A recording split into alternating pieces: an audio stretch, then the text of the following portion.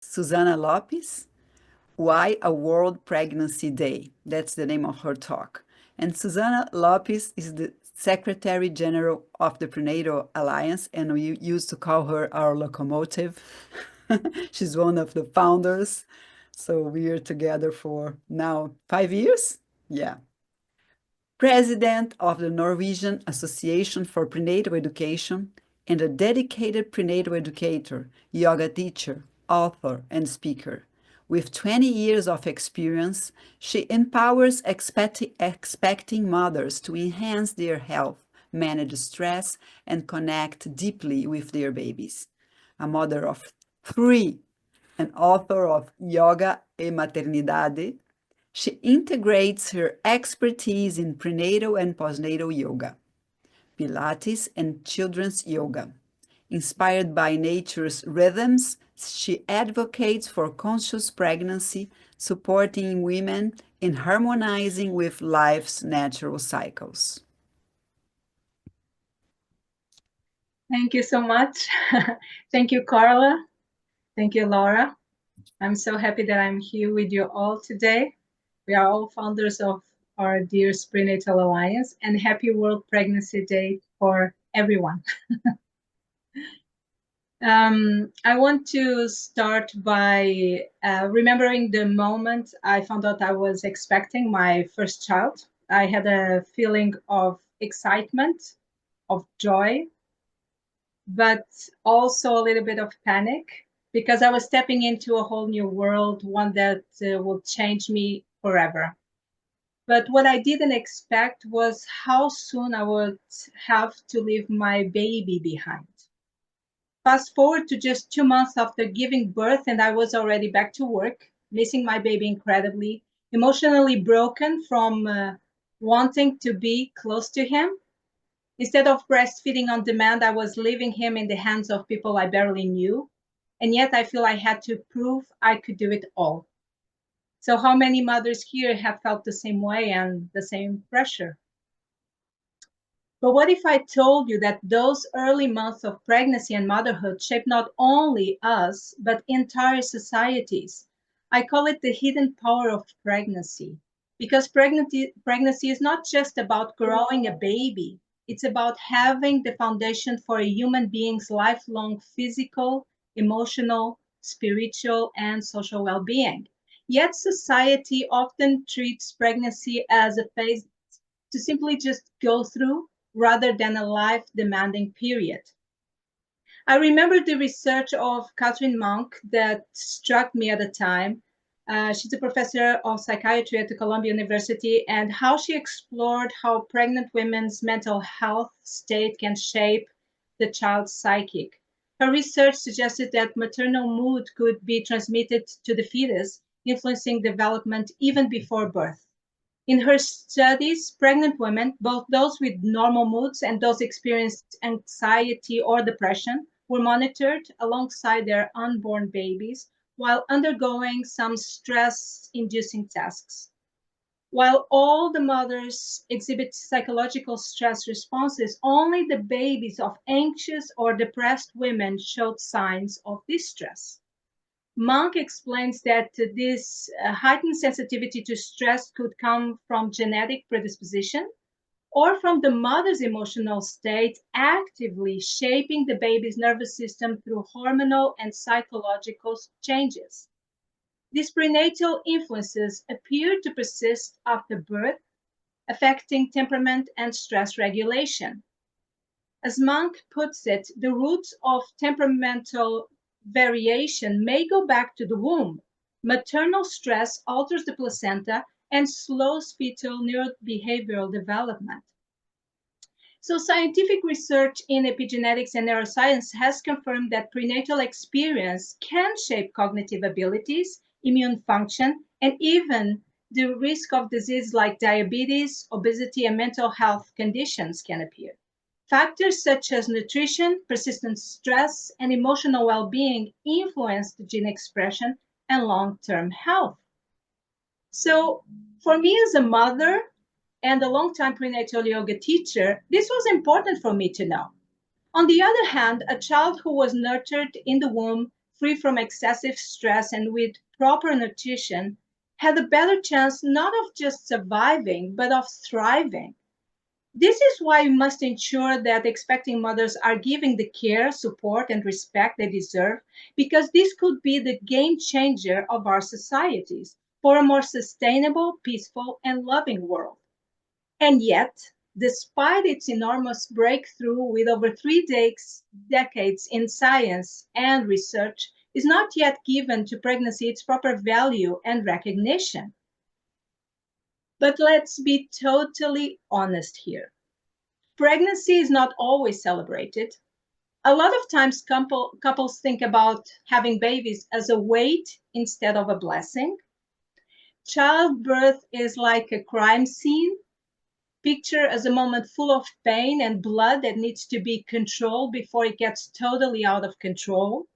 In many workplaces, it's even seen as inconvenience. Maternity leave is treated as a burden. Women are often pressured to hide their pregnancies for as long as possible, afraid it might affect their careers. And the saddest part, even women discriminate against other women. I suffered from it. I still remember in my workplace, other women asking me for how long would I still continue breastfeeding. Those silent words, not spoken, just because they needed me to be traveling around the world instead of supporting me on my choice.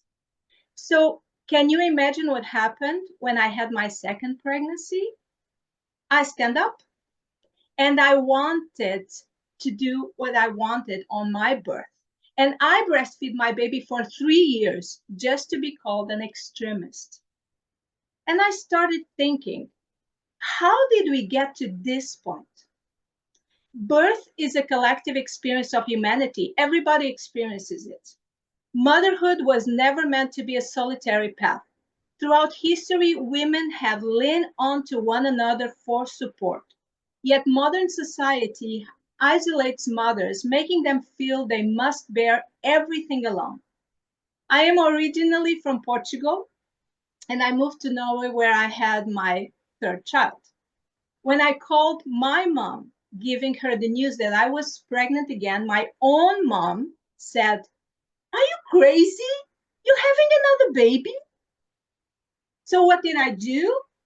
I breastfed my baby girl for 4 more years and stayed home with my child for 3 years. And of course, now everybody calls me a childbirth activist. World examples of discrimination against pregnant women are everywhere. The pay gap, the job insecurity, lack of accommodations for pregnant women and for breastfeeding. And yet we still expect women to carry the next generation while pretending that nothing about their lives has changed, that nothing is happening. Even the work of doulas and midwives is being threatened. Even ancient traditions of caring and honoring the pregnancy period are being disregarded. For what? To be raised and told you are not enough? The person on that social media is better, is more beautiful, successful, or intelligent than you. Mainstream media tell us the state of the world is our fault. We need a brain chip update. There are even talks about artificial wombs.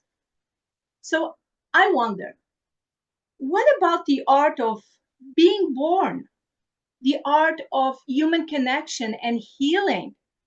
And how can children feel more accepted, respected, and honored? We need to take care of pregnancy, the foundation of a human being, as well as we take care of the foundations when we are building our own house. Societies must care and offer the best they have to expecting mothers. Their bodies and emotions nurture a child, bringing that child into the world and provide the first nourishment through breastfeeding. We should bring children into the world in communion with life, not detached from it. We don't have an artificial intelligence problem. We have a human connection problem, not just with ourselves, but also with nature. Our own planet is a living being. The womb of a mother carries the future of our societies and ultimately our planet. So I say it's time to unite, upfill each other, and to rebuild the support networks where both mothers and babies can flourish. We don't just need to go through pregnancy and birth, we need to honor, respect, and support pregnant mothers and babies. That's where taxpayers' money should go. We need to spread the word about the power of pregnancy. How come we don't even have an international day of recognition about the importance of pregnancy?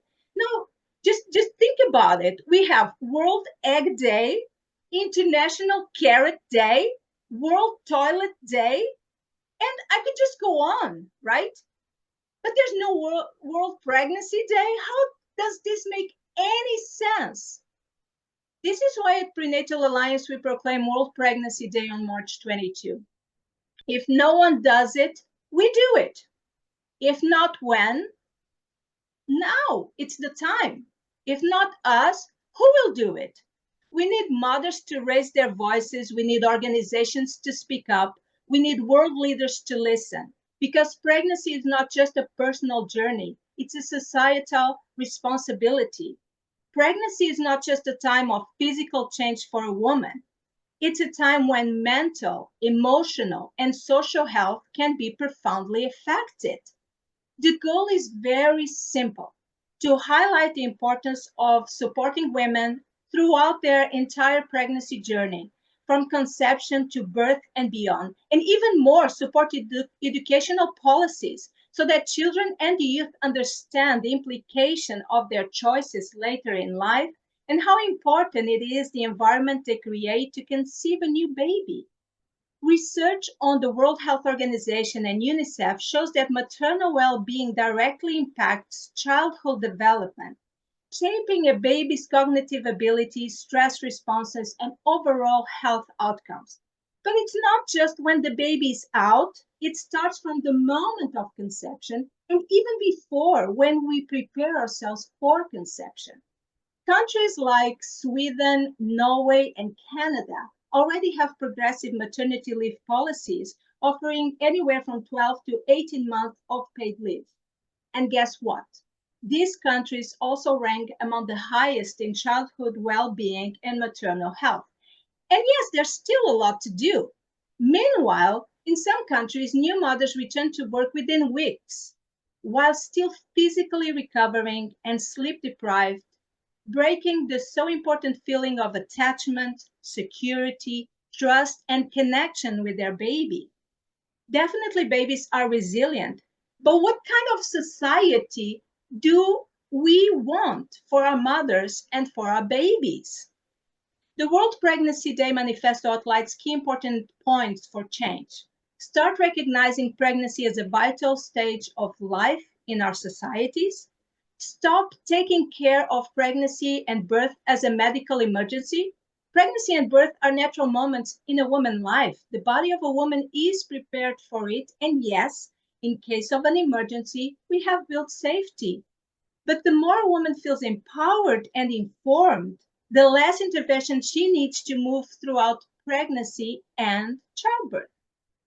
Ensure full access to prenatal education, psychology, and integrative care, not just to reduce maternal and infant mortality rates, but so that expecting mothers are not left to struggle alone, but feel embraced and empowered. Provide at least 1 year of paid maternity leave so mothers don't have to choose between their babies and their financial stability. And discrimination against pregnant women in the workplace and society, because pregnancy is a journey that deserves recognition, respect, and a supportive environment. Invest in education policies so that children and the youth understand in the early stages the miracle of life and the implication of their choices. Because when we support mothers and pregnancy, we build a healthier, stronger future for everyone. That is the true power of pregnancy. So imagine a world where pregnancy, mothers, and babies are truly honored. That's the world we want to create starting from today. So by joining hands we can ensure that every woman feels valued and empowered throughout her pregnancy. So today, as we celebrate, let's come together to make sure that no woman has to do motherhood alone. It's time to make history. Let's celebrate World Pregnancy Day. Thank you, everyone. Thank you. Thank you so much, Susana.